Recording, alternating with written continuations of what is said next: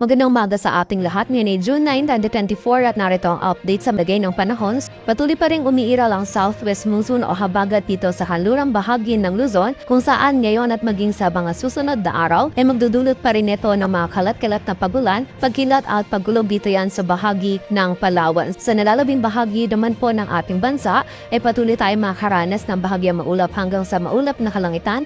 Meron lamang tayo mga tsansa ng mga isolated na mga pagulan, lalong-lalo na yan dito sa kanlurang bahagi ng Luzon, dulot yan ng habagat at ng mga localized thunderstorms. As of salukuyan ay wala tayong minomonitor or namamataan pa na sama ng panahon na maaari makaapekto dito sa ating bansa. At para nga sa baging lagay ng panahon ngayong araw ng linggo, dito sa Metro Manila maging sa nalalabing bahagi pa ng Luzon maliban na po yan sa area ng Palawan, ay makakaranas tayo ng bahagyang maulap hanggang sa maulap na kalangitan. Meron tayo mga tsansa pa rin ng mga isolated na mga pagulan, pagkilat at pagkulog, lalong-lalo na nga po yan dito sa may kanlurang bahagi ng Luzon, dulot yan ng habagat at ng mga localized thunderstorms. Agwat ang temperatura dito sa Metro Manila ay mula 25 to 33 degrees Celsius.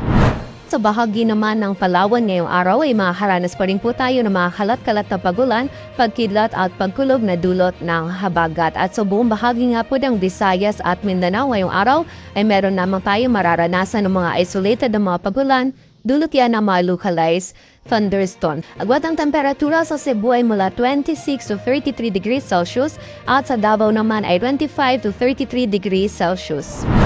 At para naman sa lagay ng dagat baybayin ng ating bansa, wala po tayong nakataas na gale warning kaya malayang makapalaot yung mga kababayan natin mga isda pati na rin yung may mga maliliit na sasakyang pandagat.